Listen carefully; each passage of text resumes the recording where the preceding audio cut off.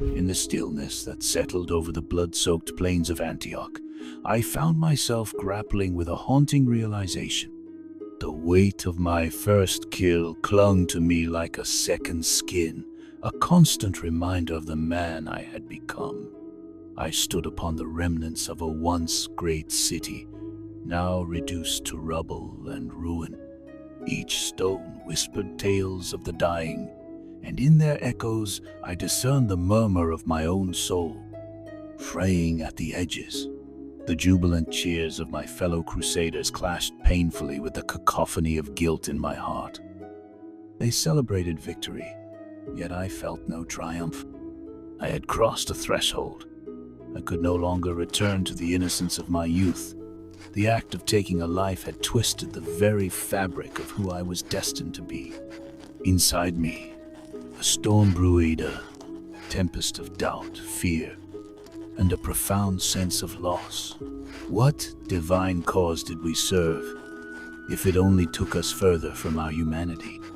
In the days that followed, I wandered through the camps, my eyes glazed over with horror and disbelief. Our army, once unified by faith and purpose, began to fracture into chaos. The echoes of war had stripped away our nobility, revealing the darker sides of our natures.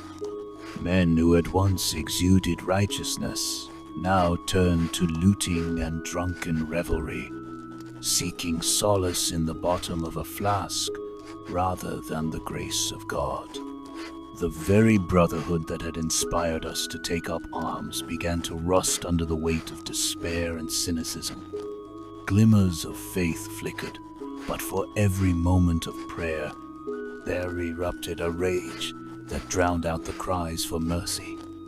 The mission seemed lost faith turned into an illusion, and I wrestled with it amid the laughter and jeers swirling around me. Each night, I lay awake, haunted by the faces of those I had slain, their eyes reflecting the pain that had become my constant companion. As our weary band set forth across the scorched earth, the air thick with the stench of dying men and rotting carcasses, I could almost hear the whispers of their ghosts, urging me to reconsider our path. Why were we here? To seek glory, land? Or was it something else, to absolve ourselves of sins we could neither name nor understand? I tried to cling to the hope that perhaps our journey held some divine significance, something that might redeem the horrors we perpetrated. But as each day blurred into the next, the hardships we faced compounded and laid heavy on my heart. We marched through countless lands, battling elements as fierce as our human adversaries. Illness swept through our ranks like a ravenous predator, devouring the weak while ravaging the strong. I bore witness to the slow decay of my comrades, their laughter turning to coughs, their strength surrendering to fever. Each fallen friend twisted the knife deeper into my spirit. I became a reluctant witness to our own demise. We were not just crusaders, but captives of our own despair. In this crucible of suffering, I could sense the change that seeped into my bones. I became hardened, my heart encased in an armor of bitterness. I sharpened my blade, not only to fight external foes, but as a weapon against the encroaching shadows within. I feared compassion had fled from me, yet still, a flicker of hope refused to be extinguished. Could this journey be more than mere survival? Could it lead to redemption, to a resurgence of faith against the backdrop of despair? As we trudged toward Jerusalem, the city glimmered with a haunting beauty, a siren's call resonating deep within me. Captivated, I gazed upon the walls that had seen centuries of conflict, a testament to the struggles of countless souls, my own struggles intertwined with theirs. I felt the weight of destiny pressing upon my shoulders, heavy as the armor I wore. Yet, the closer we drew to that sacred ground, the more palpable the tension around me became. Men who had shared bonds of faith began to fracture again, their expressions shifting from determination to fear, their prayers turning into desperate history as our march grew wearier. Would we too be consumed by the chaos that awaited us at the gates of Jerusalem? As anticipation mounted, we prepared for the siege, each warrior resolving to cast doubt aside. The atmosphere buzzed with an energy that felt almost electric, a blend of fear and fervor that encapsulated the very essence of our journey. I remained torn, my heart heavy with the knowledge that whatever fate awaited us would be irrevocable. Glories and horrors awaited hand in hand.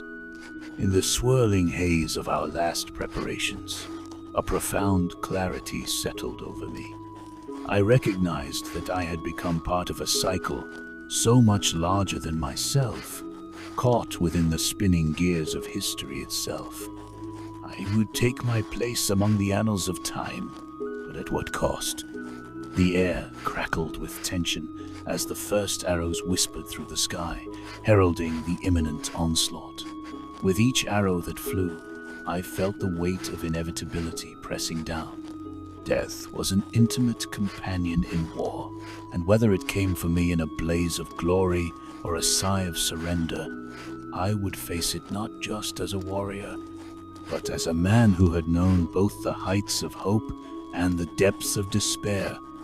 I had traveled far and lost much, yet deep within that loss burned an undying ember of faith or belief that through sorrow one could still find purpose. And in that breath, I prepared to meet whatever fate would seize me.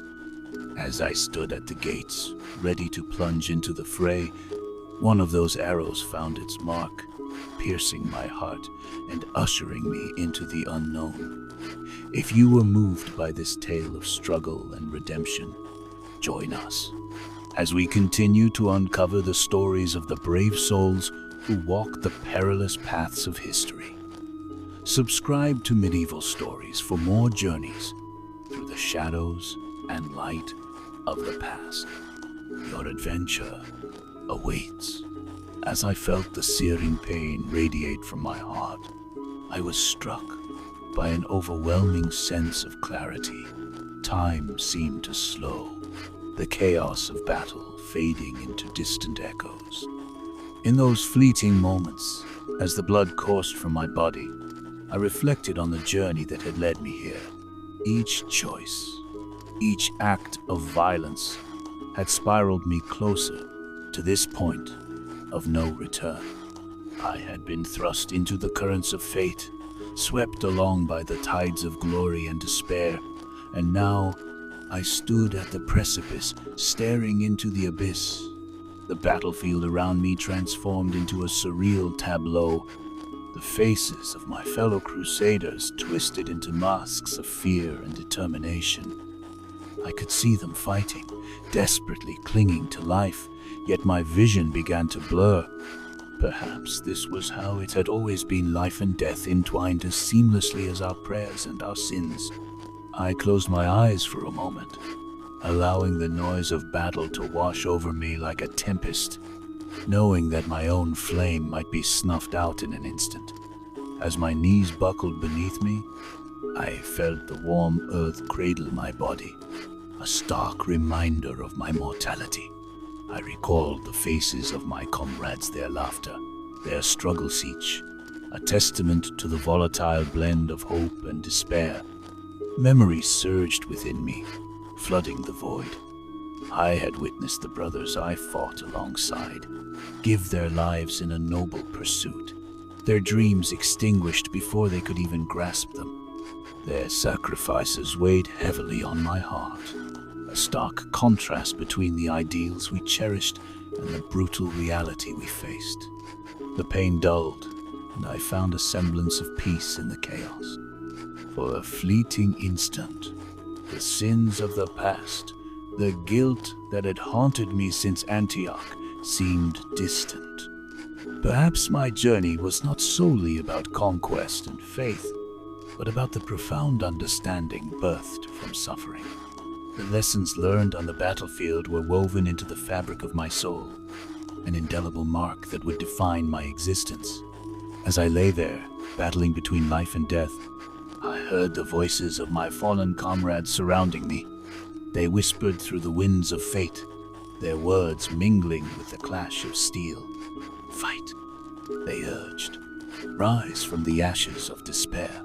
The very essence of my brothers infused my spirit, igniting the flickering ember of hope that had survived amidst the darkness.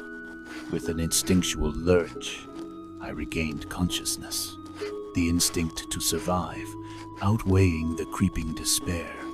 I opened my eyes, the battlefield coming back into sharp focus as I struggled to draw breath. My fingers clawed at the ground, and I felt the prick of dirt beneath my nails. I had been given a second chance, a fleeting moment to forge a new path. This realization energized me with newfound purpose. I could not simply surrender to death or remain a spectator in the saga of the Crusades. I had to fight back against the tide. I pushed myself up from the ground, the weight of my armor feeling like an anchor, yet I would not be restrained. Gritting my teeth against the pain, I stood to face the chaos around me, the realization of my resolve washing over me. I would honor the memories of my fallen brothers by persevering. An arrow whizzed past my ear, a reminder that death was still waiting, lurking just beyond the fringes of battle. With each stride I took, I found strength in the memories of those I had lost. I would charge into the fray, not as a mindless soldier, but as a sentinel of their hopes and dreams. My sword, once a tool of destruction, transformed in my hands into a weapon of defiance, a blade carved not just for vengeance but for justice. As I plunged back into the turmoil, my senses sharpened. The sounds of clashing steel, the cries of men, and the primal fury of battle resonated within me, fueling my newfound determination. With each swing of my sword, I fought not just for my own life, but for the idea that had driven us all across distant lands, a yearning for faith and meaning. The siege of Jerusalem became a crucible, a test of our resolve against insurmountable odds. I roared alongside my comrades, our collective fury and despair coalescing into a singular force. United by sorrow, we became a tempest, sweeping through the enemy lines. With each warrior that fell, we fought harder. For every life lost, we took vengeance until the city was either claimed or left in ruins. I glimpsed the walls of Jerusalem around me, a fortress steeped in history, where men and faith had clashed for centuries. In this moment, even amidst the chaos, I realized that our battles transcended the mere pursuit of land or glory. We were engaged in an eternal struggle that resonated through the ages, challenging the very nature of our humanity. As the enemy began to falter, shouts of triumph filled the air. Yet as victory beckoned, a cold realization seized me.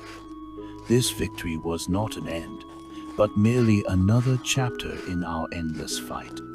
I fought alongside warriors who understood this cycle of death and rebirth, where hope flickered alongside despair, much like the candlelight in a darkened room. Yet, in that moment of triumph, as we surged to breach those ancient gates, the horizon shifted. The enormity of what we pursued gripped my heart. The fervor of conquest was tainted by the knowledge that every victory came at a cost. The flames of conflict would continue to burn, consuming the souls of the unwary, while we marched forward, our fate intertwining with the sacred history of Jerusalem. In those final moments of the siege, I stood at the precipice, sword raised. Beyond the walls of the city lay the promise of glory and faith, intermingled with the disquieting essence of mortality. With every breath, I could feel my heartbeat echo in tune with the land that had birthed both hope and despair. If you were moved by this narrative of struggle and rebirth, join us as we continue to delve into the lives of those who fought gallantly in the name of faith and transformed by their choices. Subscribe to Medieval Stories for more epic sagas from the pages of history. Your adventure awaits. As the sun dipped below the horizon, casting an orange hue over the battlefield, I could sense that the walls of Jerusalem were more than mere stone and mortar. They held the weight of 1,000 prayers, a millennium of conflict, and a promise of divine retribution. Our struggle had transformed. It was no longer just about taking the city, but an introspection on what such possession meant for our souls. With every strike of my sword, I felt the essence of every warrior echoing through me, a moment of solidarity against the backdrop of chaos. The cries of bloodshed mingled with chants of prayers, creating a cacophony that resonated deep within my heart. It was here, in this relentless clash of metal and will, that I began to grasp the intricate tapestry we wove, threads of faith entwined with threads of doubt, traditions unraveling and reknitting themselves.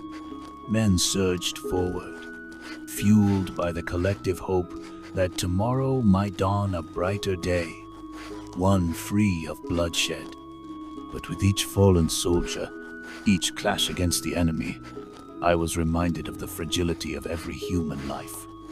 We were all caught in the throes of a conflict that sought to define our existence, yet each day, more lives were sacrificed in the name of a legacy that dulled in the face of reality.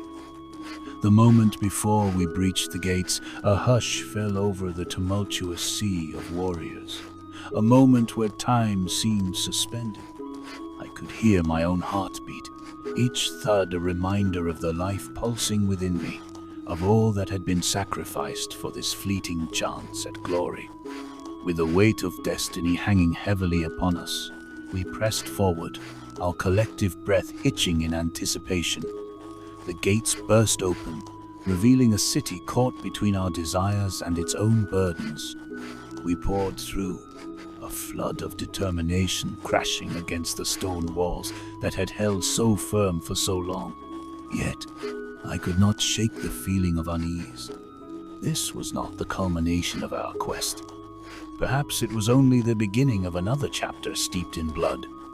Inside, the air thickened with uncertainty. The fervor of battle quickly escalated into a frenzied chaos. For every enemy I felled, I felt the eyes of my brothers watching, urging me forward, but also reminding me of the toll that such victories would demand. I fought valiantly, but each clash of swords felt less like a victory and more like an indictment of all that our crusade had become. "Do not lose yourself," I shouted to the men around me, desperate for some semblance of clarity amidst the turmoil. "Fight not just for conquest, but for the souls we leave behind. Make this battle worth their sacrifices." My voice, barely rising above the din, was swallowed by the cacophony of conflict surrounding us. As we pushed deeper into the city, the streets filled with the cries of the dying. In this sacred place, where faith and reason clashed, where our hopes had soared like eagles and our despair had sunk like stones, I could not help but feel the weight of our actions. Each death, each loss, was a flicker of light, snuffed out in an infinite darkness, leaving only shadows in our wake. For every warrior driven by righteousness, there was another who succumbed to madness, wielding their sword not for justice, but for revenge, a shattering of the ideals that had initially united us. The sanctity of our mission splintered right before my eyes as some among us took pleasure in the devastation, their humanity eclipsed by the violence of war. Wheeling between the thrill of battle and the horror rising within me, I sought balance, desperately trying to find my footing upon the tumultuous waves of the seething sea. In the chaos, I spotted a figure. A man collapsed against a wall, his hands trembling as blood pooled beneath him. I rushed to his side. "Hold on!" I implored, my hands stained with the remnants of battle, desperate to offer aid, to relieve him of his suffering. Yet as I knelt beside him and met his gaze, the pleading in his eyes shattered my resolve. "Why?" he gasped, each breath rattling within him, the spark of life flickering beneath the haze of agony. "Why are we doing this? Is this righteousness, or merely our greed?" The question lingered between us, palpable and suffocating. I could only offer him hollow words of reassurance as he slipped into darkness, another soul snuffed out by the relentless tide of conflict. Though victory approached, it felt like a Pyrrhic achievement. In every crevice of Jerusalem's streets, I felt the weight of every life extinguished, pressing down upon me like an anchor, dragging me into depths of reflection. The city, once a symbol of hope, appeared now as a grave, a place where our dreams crumbled alongside its ancient stones. When we finally conquered Jerusalem, the air was laden with bittersweet triumph. The gates were open, the banners raised, but beneath the celebratory shouts lay an undercurrent of dread. What had we become?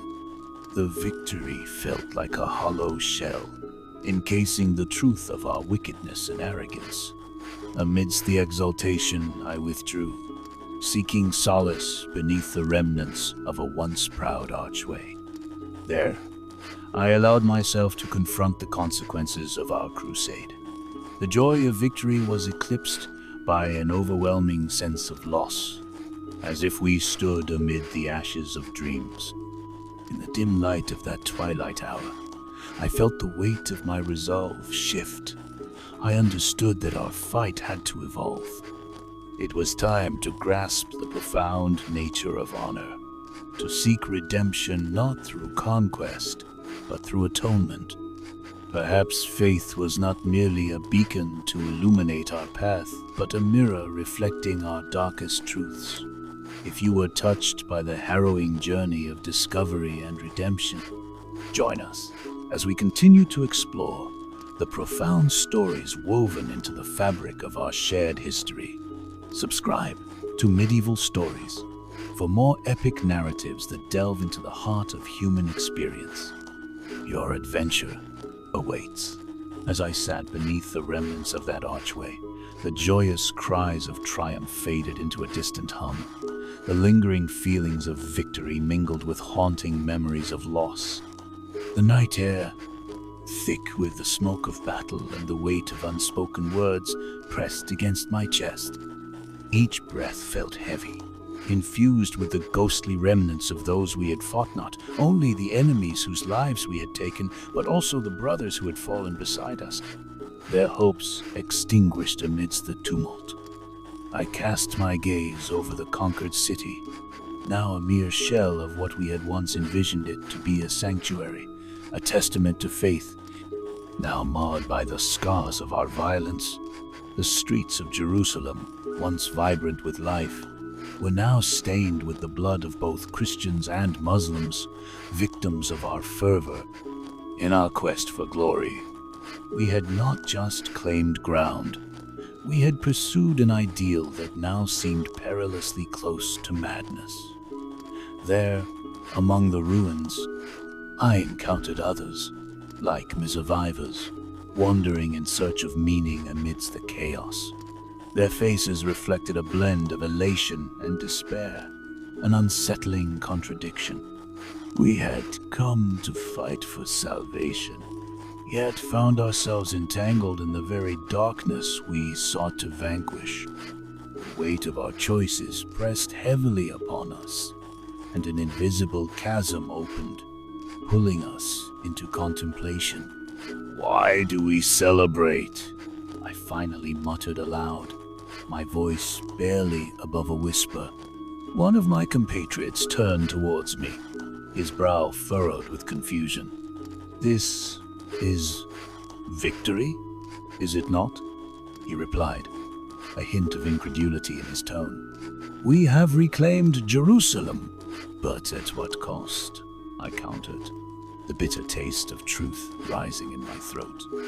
"Have we not added to the cycle of suffering? Must we continue this path? Are we any better than those we sought to defeat?" The conversation withered beneath the weight of my words, and I found myself surrounded by a silence that felt deafening. The air remained tense, with unspoken thoughts, each warrior enveloped in his own contemplation.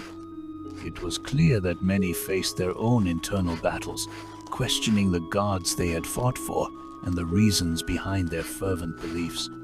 As dawn broke over the city, the first rays of light cast a golden hue upon the blood-stained stones beneath our feet. It was both beautiful and terribly a reminder that both life and death coexist in a fragile balance. With the sun rising, I felt the need to take action that transcended the violence that had brought us to this moment. I gathered my fellow Crusaders, imploring them to join me in seeking some semblance of atonement. "We must honor our fallen," I urged.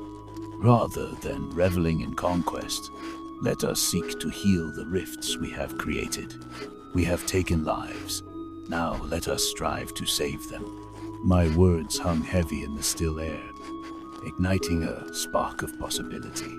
Determined, we set our sights beyond the walls of Jerusalem, not as conquerors but as beacons of change. With each step, we shed the armor of pride that had once shielded us from our conscience. We ventured beyond the city to aid those affected by the siege, Muslim and Christian alike, offering compassion where once we had wielded steel. Weeks passed, and I found myself immersed in the people of Jerusalem, sharing food, tending to the wounded, and rebuilding damaged homes. Our efforts, though small in the grand tapestry of conflict, became an act of defiance against the tides of hate. As we worked, the friendships forged between once foes ignited a flicker of understanding. We could overcome our initial intentions of violence and forge a new legacy grounded in unity and healing. Yet, still, the memories of violence lurked in the crevices of my mind, echoing reminders of the journey that had brought us here. Each encounter with a grieving family or an orphan left behind by the bloodshed cut deep, further etching the scars of war into my soul. Though we were transforming into something greater than mere soldiers, the battle within me raged on. I understood that redemption would not arrive in a glorious blazing light, but instead in the quiet moments where compassion conquered despair. One evening, as the sun sank low in the sky, painting the world in hues of orange and purple, I sat on the steps of a small home we had rebuilt. An elderly woman, once stricken by loss, approached me with gratitude gleaming in her eyes. She offered me a simple yet profound gift, a piece of bread, freshly baked. As she broke it and shared, I felt a rush of warmth wash over me. It dawned on me that here, amidst the ruins, we forged connections deeper than ideology, structures built upon the shared experiences of suffering and survival. These moments became the bedrock of my renewed faith, a tangible reminder that compassion could rise even in the ashes of destruction.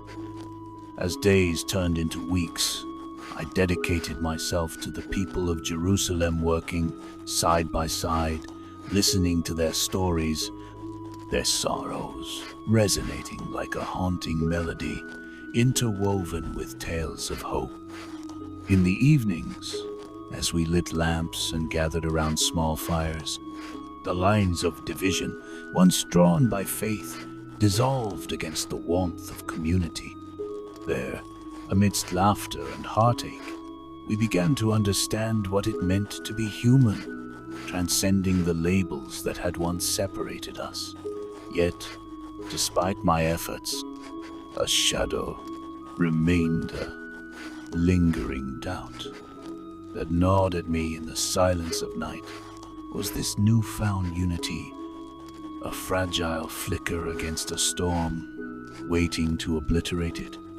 Was it truly possible to reshape the narrative of our existence after the wound of conflict had run so deep?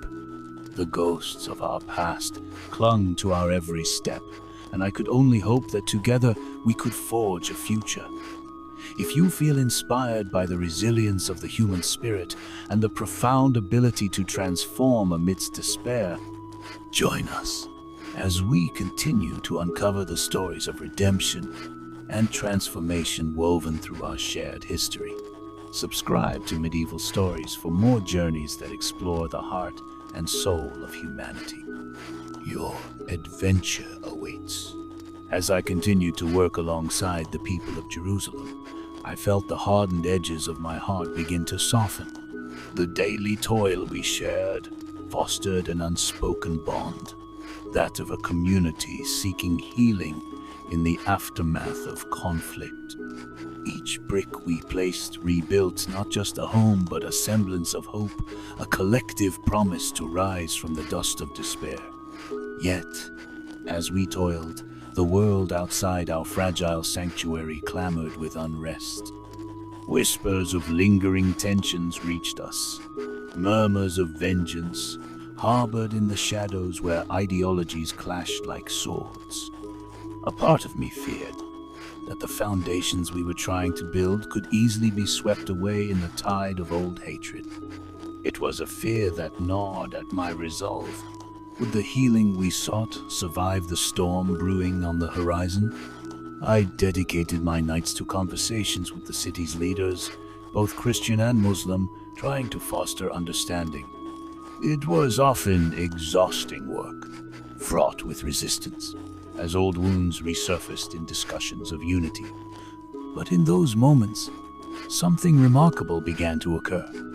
As we shared our stories, peeling back the layers of individual experiences, the absolutes began to fracture. We were not merely enemies. We were people shaped by the circumstances of our lives, each scar revealing a story worth hearing. One evening, as we gathered under the flickering light of oil lanterns, I looked around the circle of faces. Here sat a diverse collection of soulsmen and women with histories woven together by conflict, yet yearning for a future unburdened by it. One leader, a seasoned soldier from a distant land, recounted a tale of loss that had driven him to fight, revealing the humanity beneath the armor. Another, a mother who had lost her son, spoke of the ache of grief, expressing a longing for the peace we all sought but had yet to grasp fully.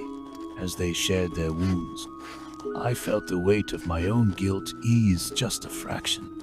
I realized that healing does not forever remove pain. It simply transforms it, creating a sense of understanding that allows one to coexist with the remnants of their past.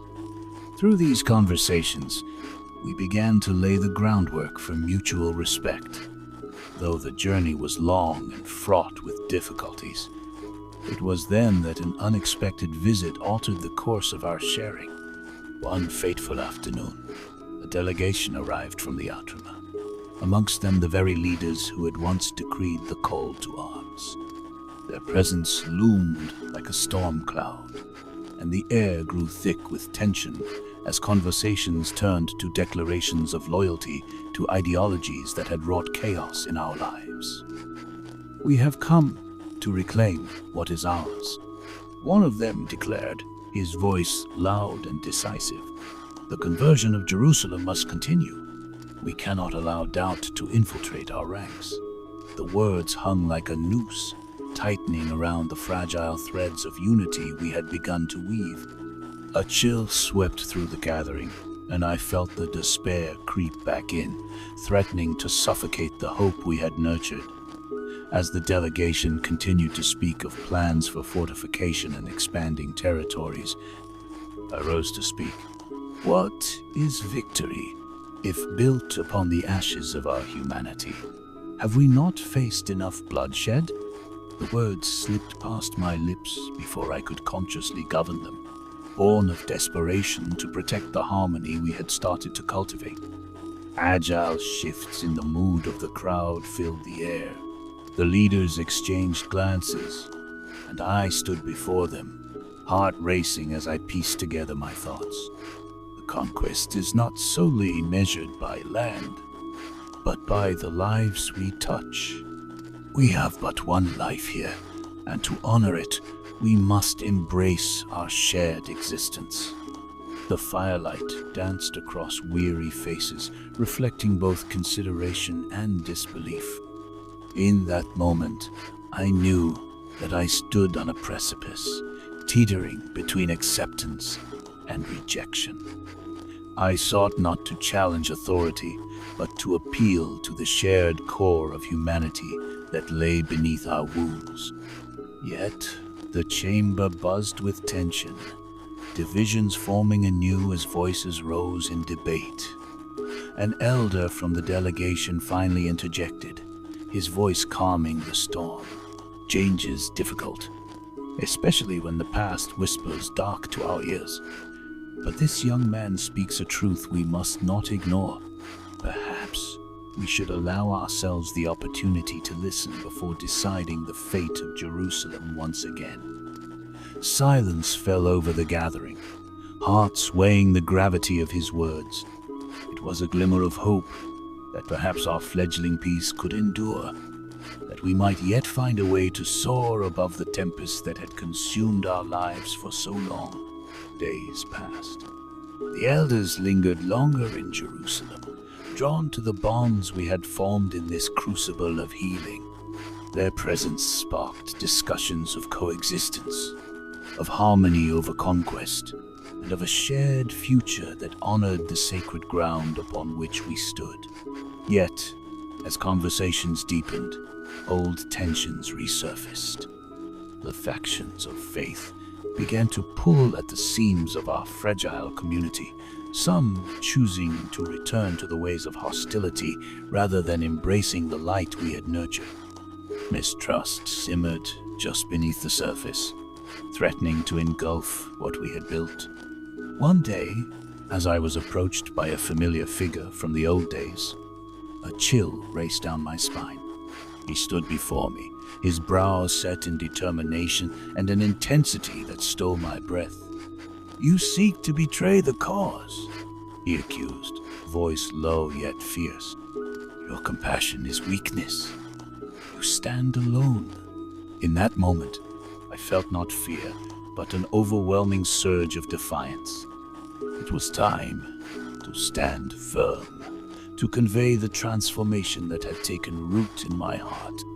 Compassion is not weakness, it is our greatest strength.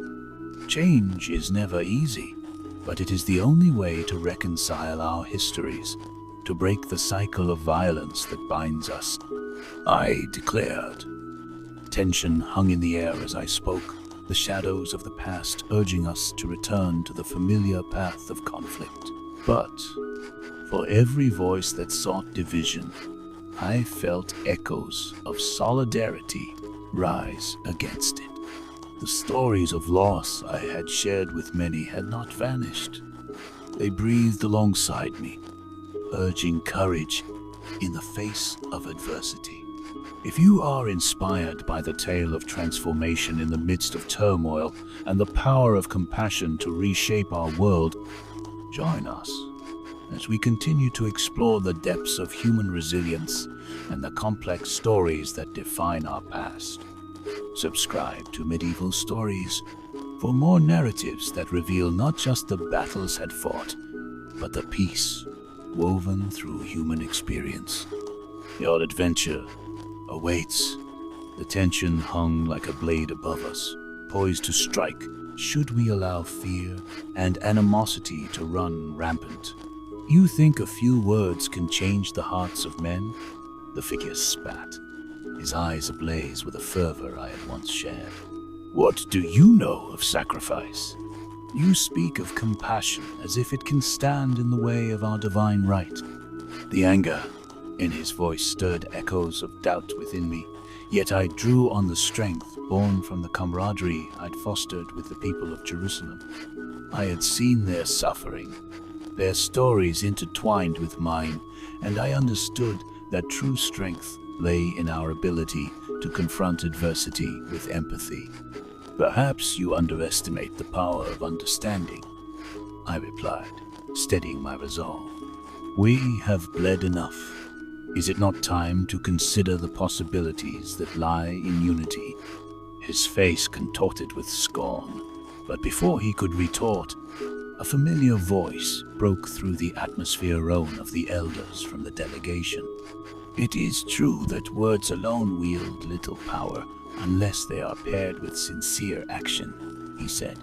The murmurs of agreement from those who had gathered around spurred me on, reinforcing the notion that perhaps, against all odds, we could transcend the barriers that separated us. Let us draft a declaration, encouraged another elder.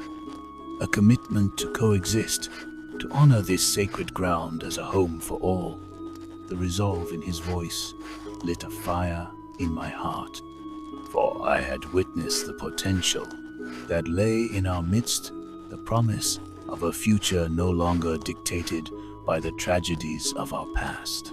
Days turned into weeks as we worked together to forge this new declaration, a canvas upon which we painted our hopes, our willingness to embrace the diverse cultures and faiths that thrived within Jerusalem's walls. The elders solicited the voices of the community, drawing ideas from those both near and far. This was not just an initiative for the powerful. This was woven from the thoughts and aspirations of the very people who understood the depth of loss and the beauty of kinship. Yet, as the day drew closer when we would unveil our declaration, the undercurrents of dissent persisted.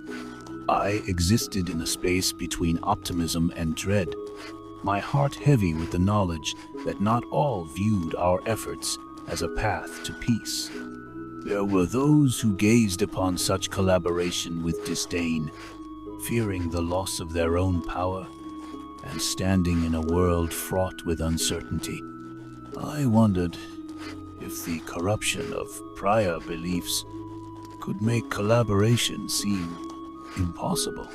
Finally, the day of the unveiling arrived, and I stood amid a gathering of townsfolk, leaders, and those who but weeks earlier might have raised their swords against one another. Anxiety curled within me, tightening like a tempestuous knot as the sun bathed the city in warmth. It felt as though the very walls in which we stood held their breath, waiting for our words to shape the future. With the mood set, one of the elders passed the parchment to me, the ink still glistening with hope. "Here, my young brother," he said with a nod. "You have fought for this change. Now, speak for those who cannot." At that moment, the collective gaze of the crowd anchored my feet, as if the weight of expectation bore down upon me. I unfolded the declaration, the words forged from our shared experience reverberating through my heart. As I began to read, calling forth each promise and intent, I could see the faces of those I had stood alongside, both allies and adversaries.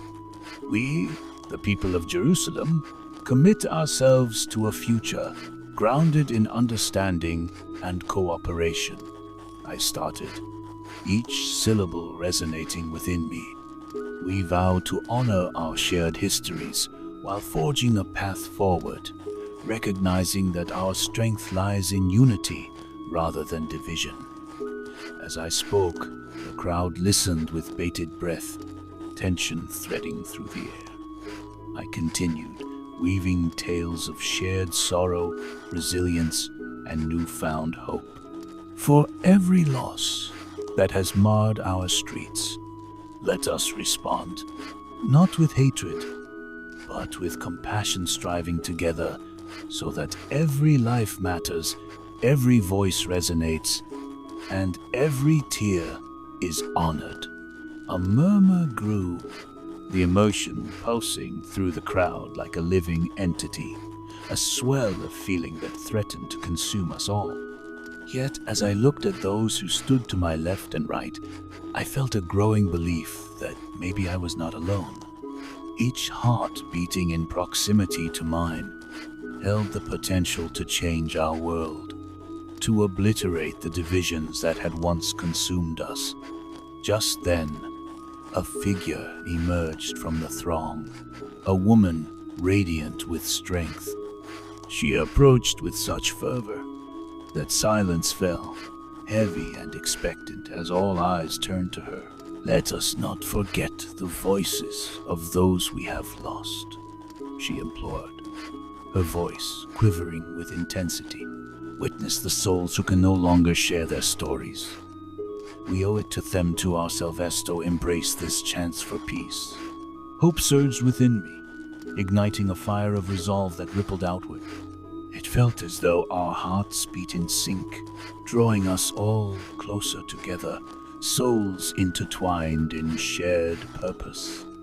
The tension within the crowd shifted, and something remarkable began to transpire. Past grievances began to dissolve in the light of possibility. Words of agreement emerged, voices swapping sorrow for solidarity. In that moment of vulnerability, we gathered hand in hand, marks of former adversaries transformed into allies, embodying the ideals of unity. As we signed the declaration, our intentions intertwined upon the parchment, a symbolic testament that our journey toward healing was one that embraced all layers of humanity. In the days that followed the unveiling, I walked through the vibrant streets of Jerusalem, where laughter mingled freely with prayers and warmth radiated unpretentiously among us.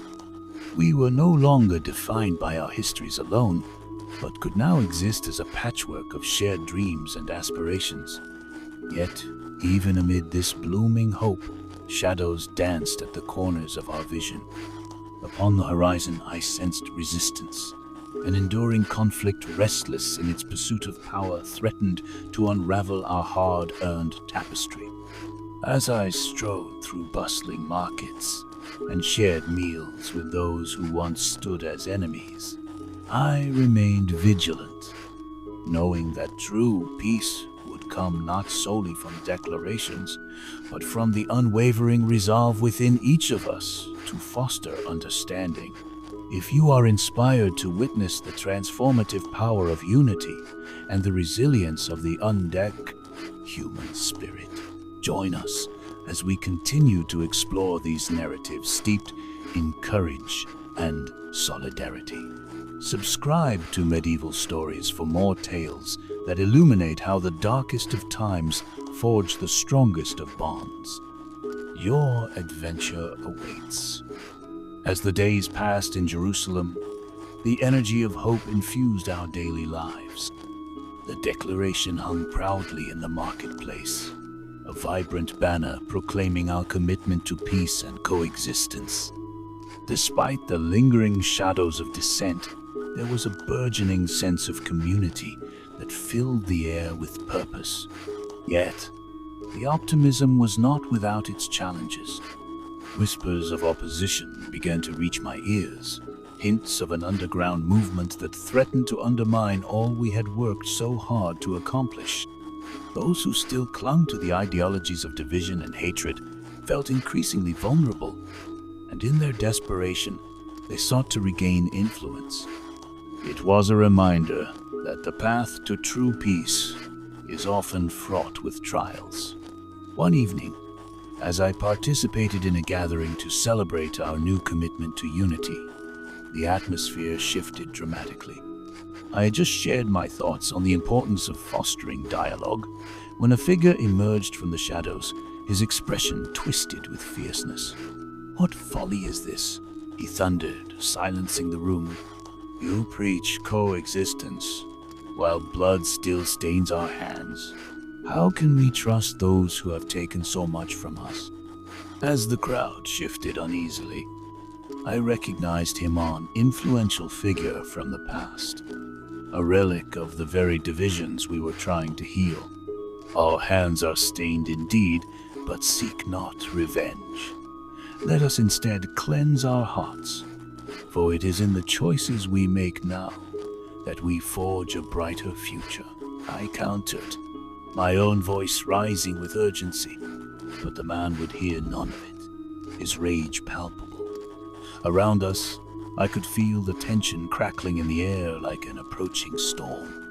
Those who agreed with him rumbled restlessly, their murmurs rising in intensity. Fear began to twist my stomach. Would our efforts crumble before they could take root? Would we succumb once more to the weight of our past misdeeds?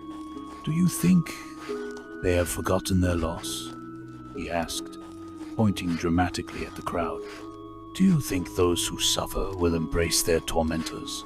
This is mere illusion." The crowd seemed to swell with agitation. I realized that I had to act decisively if I wished to avert disaster. "Let us not forget. The pain we all suffer binds us in ways we may not yet grasp," I implored, stepping boldly into the fray. "It is only by confronting our fears and past mistakes that we can begin to heal. We cannot erase the past, but we can choose how we shape our future." My words hung in the air, taut and painful, meeting a wall of resistance. But I pressed on, drawing strength from the uncertain flicker of courage around me. If we continue to fight amongst ourselves, we will only solidify the divisions that have wrought so much suffering. The families we've all lost, the pain woven into our hearts, binds us not as foes, but as fellow travelers seeking redemption. Gradually, I began to see some resolve within the crowd, the flickering lights of understanding igniting where anger had once dwelled. I called upon those who stood in support of our new vision, urging them to lend their voices to our cause. Now is the time to reveal our strength, each of us standing for the notions that can guide us toward what we seek: a Jerusalem united in familial bonds rather than brutal confrontations. In the moments that followed, I bore witness to an astonishing transformation. One by one, individuals began to rise and speak, sharing their own tales of loss and love, intertwined a tapestry of diverse narratives that underscored our shared humanity. They recounted stories of forgiveness, of reconciliation, of discovering strength in unity rather than division. The fire within the gathering began to burn brighter, a collective resolve that illuminated the darkness of dissent. And as I stood among them, I realized we had taken a crucial step forward. Yes, the path ahead was still fraught with challenges, but in that moment, we collectively embraced something profoundly transformative, a set of human bonds that could withstand the trials we faced, rising above the hatred that had tried to engulf us. In the days that followed, our unity solidified. The honor of shared stories knit us together as we rallied against the division that threatened to undo our declaration. Meetings became more regular, communication was established, and community events blossomed. We began to foster friendships and understanding where suspicion and fear had once reigned. However, the underground movement orchestrating dissent still lingered, attempting to erode the progress we had made. I sensed this opposition brewing just beneath the surface, like a dark cloud, its members lurking silently, waiting for an opportunity to strike. One fateful night, as I made my way home after a gathering, I noticed shadows flitting between the alleyways. I moved cautiously, heart pounding in my chest, fully aware that not all welcomed this newfound harmony. My instincts proved to be correct when, from an obscured corner, a group of cloaked figures sprang forth, their intent clear. "What have you done?" one of them hissed as they surrounded me, anger and defiance burning bright in their eyes. "You have betrayed your people!" I took a step back, but stood my ground, refusing to succumb to fear. "You speak of betrayal, yet what of the wounds we can heal together? Is our past not riddled with enough anguish? Love, understanding these are not tools of betrayal. They are the very essence of salvation." Another member stepped forward, his voice dropping to a sneer. "Your words mean nothing. There can be no forgiveness for the blood of our brothers that stains the ground. You have lost your way." With every breath, I felt the torrents of fear and anger swell within me, but I would not relent. Instead, I felt a warmth behind me, an unexpected surge of support validating my defiance. Just as the figures advanced, others from the community, alerted by my calls for help, stepped forward, forming a protective barrier. "Back away!" one of my friends shouted, anger and determination mingling in their voice. "We know the path we choose it is one of healing, not hatred. Leave this place. We will not bow to fear." For a moment, the tension hung thick in the air, electric. Yet, I could see doubt creeping into the faces of my assailants. Their resolve faltered in the presence of unity, and slowly, step by step, they retreated into the shadows, leaving behind only murmurs of dissent. As the adrenaline ebbed, I turned to my friends who had come to my side, breaths coming hard as we tried to process what had just transpired. It was a reminder, a harsh awakening, that while we fought for peace, darkness would always seek to reignite conflict. Unity was not merely an ideal, it was an ongoing battle that required vigilance and courage. If you feel inspired by the bonds of courage and the ongoing struggle for peace in a world rife with conflict, join us as we continue to unveil the narratives of hope and resilience against all odds. Subscribe to Medieval Stories for more tales that delve into the heart of humanity's journey. Your adventure awaits.